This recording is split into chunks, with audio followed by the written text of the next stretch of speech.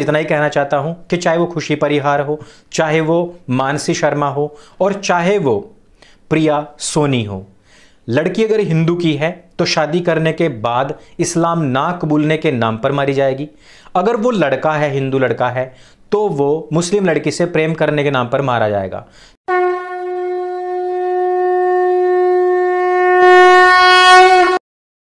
नमस्ते दोस्तों, आप सबका स्वागत है आपके अपने YouTube चैनल सत्य सनातन में। परसों की घटना है कि एक पुजारी को कुछ भीमवादी लोगों ने, जो कि बामसेफ या भीम आर्मी की सेनाओं से जुड़े हुए हैं, जिनको रात दिन उनके कैडर में सिखाया जाता है कि जो ब्राह्मण हैं ये आर्यन हैं, विदेशी हैं, इनकी जो पूजा परंपराएं हैं ये हमारे खिलाफ हैं, ये दुर्गा की पूजा करते हैं, हम महिषासुर की पूजा करते हैं, ये आपस में एक दूसरे के दुश्मन हैं।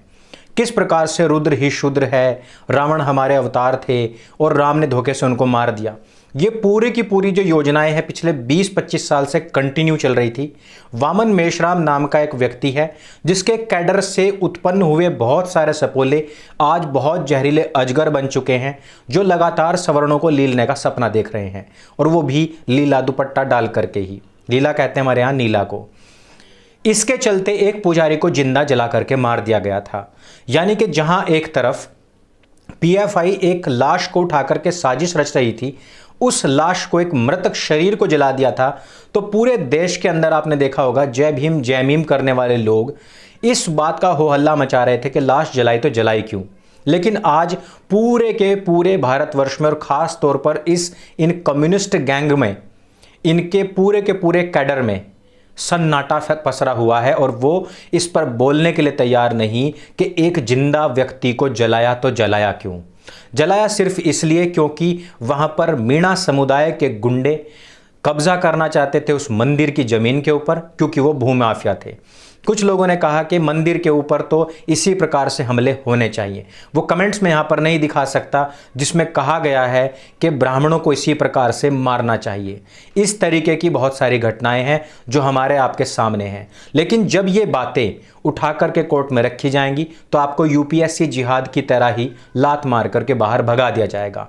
उस समय पर सुरक्षा उल्टे उन लोगों को दे दी जाएगी जो आज पैरोकार बने बैठे हैं दलित समाज के, जो उनको गुमराह कर रहे हैं। बात यहीं पर नहीं रुकती है, एक पूरा का पूरा संप्रदाय लग जाता है इस साजिश में कि किस प्रकार से इन दोनों को आपस में भिड़ाया जाए, अर्थात संविधान के हिसाब से जो सवर्ण जातियां और दलित जातियां हैं इनको। लेकिन इसी के साथ साथ वो क्या करते हैं, बलरामपुर हो, चाहे आजमगढ़ हो, चाहे मेरठ हो, चाहे छत्तीसगढ़ हो, और राजस्थान के अन्य बहुत सारे शहर, वहां पर ये जो मीमवादी हैं वहां अपनी जो भीमवादी बहनें हैं उनकी इज्जतों को रौंद रहे हैं। अर्थात आप लोगों को आपस में भिड़ा करके वो लोग खुद बीच में बिल्ली की तरह मजे काट रहे हैं। अब इससे हमें क्या शिक्षा मिलती है? शिक्षा ये मिलती है कि हमें आपस की जो लड़ाइयाँ हैं उनको भूल करके एक सूत्र में पिरोने का समय है, क्योंकि ये वो कल्ट है जो 1400 सालों में अरब से लेकर यहाँ तक की धरती को रौंदते हुए आप लोगों को आपस में भिड़ा करके मारने के लिए आया है। इस षड्यंत्र को जितना जल्दी हो सके समझें। आदर्श नगर में क्या हुआ? आदर्श नगर में 18 साल के राहुल राजपूत को चाकू से गोद गोद करके पीट पीट करके मार दिया गया, सिर्फ इसलिए क्योंकि वो अफरोज की बहन से प्यार करता था। अब यहां पर भी प्रॉब्लम है।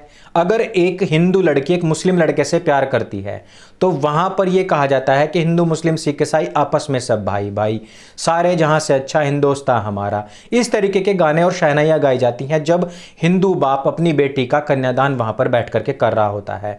मुस्लिम भी इस बात को बड़ा प्रेज करते हैं कि भैया इसी से तो हमें हिंदू भाई की भाई भाई होने, हिंदू मुस्लिम भाई भाई होने का जो प्रमाण है वो मिलेगा। लेकिन जब अफरोज की बहन इसी प्रकार का प्रमाण देने के लिए राहुल के पास जाती है तो अफरोज अपने 4 अन्य साथियों के साथ मिलकर के राहुल को घर से बाहर बुलाता है, वो भी धोखे से। धोखा, पीठ पीछे वार करना, धोखे से वार करना 1400 साल पुरानी एक विरासत में मिले हुए इनको क्वालिटीज़ हैं। उस बच्चे को बाहर बुलाया जाता है कि इंग्लिश की ट्यूशन लेनी है। बाहर बुला करके उसको एक सुनसान जगह पर ले जाया जाता है और वहां पर उसको पीट पीट करके मारा जाता है। बच्चे की जान निकल जाती है। एक वो बच्चा जो 18 साल ही नहीं, मैंने 25-25 साल के लड़कों को देखा है कि वो पबजी, टिकटॉक में लहंगा पहन करके माँ की लिपस्टिक लगा करके मुजरा करते हुए मिलते हैं। लेकिन राहुल राजपूत 18 साल का था और जर्नलिज्म में सेकंड ईयर था। और यही नहीं, बच्चों को वो इंग्लिश की ट्यूशन भी पढ़ाता था। अर्थात आप समझ सकते हैं कि आने वाले भविष्य का भारतीय एक अच्छा नागरिक हमें मिलने जा रहा था। और वो भी नहीं, हिंदू मुस्लिम भाईचारे की एक बड़ी मिसाल वो प्रस्तुत करना चाहता था भारतवर्ष के सामने। लेकिन उस बच्चे को पीट पीट करके मार दिया जाता है।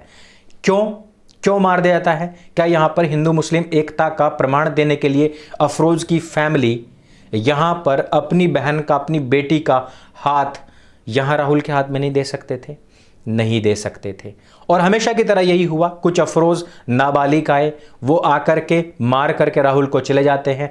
अब दिल्ली का जो प्रधानमंत्री है, बादशाह शहनशाह है, वो उन बच्चों को बुलाएगा, 10-10 हज़ार रुपये देगा, सिलाई मशीन देगा और उनको फेस छिपा करके कहीं ना कहीं बाहर निकाल देगा। बात यहीं पर नहीं रुकती, बेंगलोर पहुंचती है और वहां पर लक्ष्मीपति नाम के एक अन्य लड़के का इसी प्रकार से उनको लिंच कर दिया जाता है। मैं उन लोगों को आगाह करना चाहता हूं जो लोग इसको ऑनर किलिंग का नाम दे रहे हैं। ऑनर किलिंग अपने ऑनर के लिए अपने ही बेटे या बेटे की हत्या कहा जाता है। यह हॉरर किलिंग है और यह लिंचिंग है। यह लिंचिंग है सरासर वैसी लिंचिंग जैसी ध्रुव त्यागी जी की गई थी, जैसे उसके बेटे की गई थी, जैसे कि अंकित सक्सेना की गई थी। जिस प्रकार से अभी घेर करके राजस्थान में एक पुजारी की गई है, ठीक वही लिंचिंग यहां पर भी हुई है। किस प्रकार से? निजामुद्दीन नाम का एक व्यक्ति जिसकी बेटी है, वो लक्ष्मीपति से प्यार करती है, चाहती है, 3 साल से प्रेम करते हैं एक दूसरे से।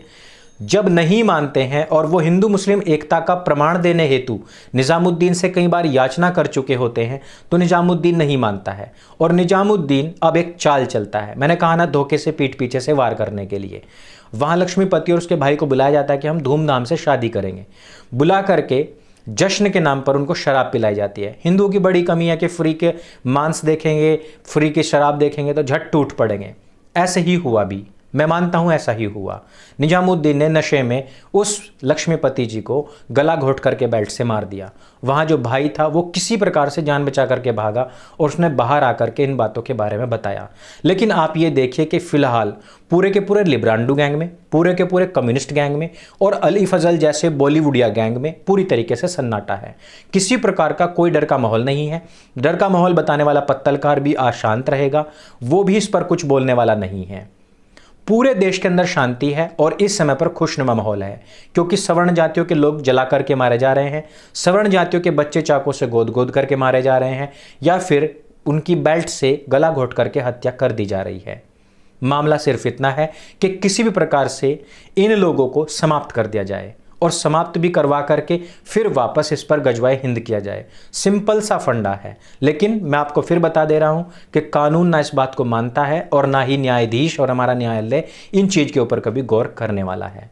इसके ऊपर केवल और केवल संज्ञान आप ले सकते हैं, केवल और केवल जागरूकता के माध्यम से। अंत में बस मैं इतना ही कहना चाहता हूं कि चाहे वो खुशी परिहार हो, चाहे वो मानसी शर्मा हो और चाहे वो प्रिया सोनी हो, लड़की अगर हिंदू की है तो शादी करने के बाद इस्लाम ना कबूलने के नाम पर मारी जाएगी। अगर वो लड़का है, हिंदू लड़का है, तो वो मुस्लिम लड़की से प्रेम करने के नाम पर मारा जाएगा।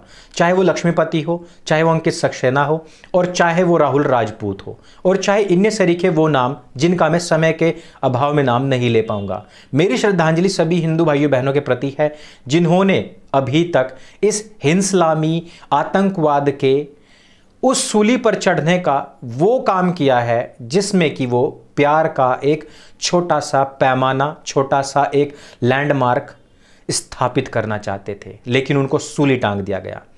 आप लोग न जाने कब सुधरेंगे, कब समझेंगे, कब तक आप इसी प्रकार से अज्ञानी बने रहेंगे, अनजान बने रहेंगे, शतुरमुर्ग की तरह अपनी जो मुंडी है वो जमीन में धसाए रहेंगे, कबूतर की तरह बिल्ली को देख करके आंखें बंद करके सोचेंगे कि हमारे पास से जो आदमखोर बिल्ली है वो चली गई है। आप समझें या ना समझें, सत्य सनातन का माध्यम हमने इसी वजह से बनाया हुआ है ताकि आप तक संदेश पहुंचाते रहें, चाहे आप हमारी बातों को सुने अथवा ना सुने। ये वीडियो अच्छा लगे तो सबके साथ में शेयर अवश्य करें। सत्य सनातन आपका अपना प्लेटफॉर्म है, इसको लोगों तक पहुंचाएं और इसको लोगों की आवाज बनाएं। मेरे संग बोली सत्य सनातन वैदिक धर्म की जय। जय हिंद, वंदे मातरम।